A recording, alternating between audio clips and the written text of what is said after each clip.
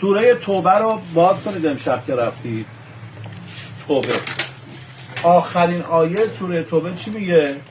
فَإِن تَوَلَّوْا فَقُلْ حَسْبِيَ اللَّهُ لا اله الا هو علیه توکلت و هو رب العرش العظیم.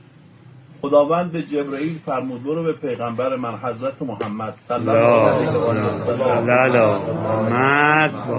بگو اگر همه دنیا بهت فحش کردن، همه دنیا بهت فحش کردن، رهات کردن، فإن تولوا ولت کردن، فقل حسبی الله بگو خدا کفایت میکنه، لا اله الا هو هیچ خدایی جز الله نیست، علیه توکلت من به اون خدا توکل میکنم، و هو رب العرش العظیم که اون خدای عرش عظیم. سلام عرض ادب. چرا گفتم این آیه رو؟ به خاطر اینکه بدونید الان میاد یارو مثلا یه غلطی، اولا هر عمل، اینو یادتون باشه، هر عمل که از آدمی سر میزند مزد آن کار پشت در سر، یعنی کارمان زندگی میفته تو زندگی. 4 چیز پیغمبر اکرم فرمود وارد زندگیتون نکنید. ببین چقدر دارم میگم، تو جمع خودمونیا دارم میگم.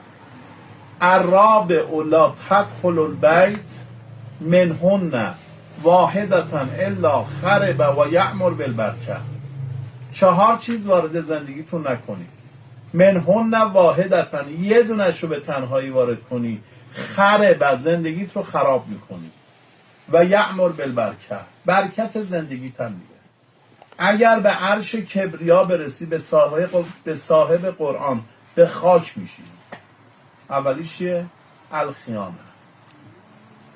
خیانت کردن به هم دیگه است. دومیش و سرقه، دزدیه. مال دزدی بیاد تو زندگی، زندگیت آتیش میگیره. سومیش شرب خمره، مشروب خوردی، اینو بدون زندگی تو نجس کردی. اگر من تو این مغازه یکی یه دفعه بیاد بگه آقا این چالیتی باشه اینجا من برم بیام نخورم، اون مشروب بیاد تو این مغازه دیگه برکت اینجا میده. و 4میش هم زناست. اینا رو یاد بگیریم. بعدم احترام پدر و مادر واجب. من به حاج علی آقای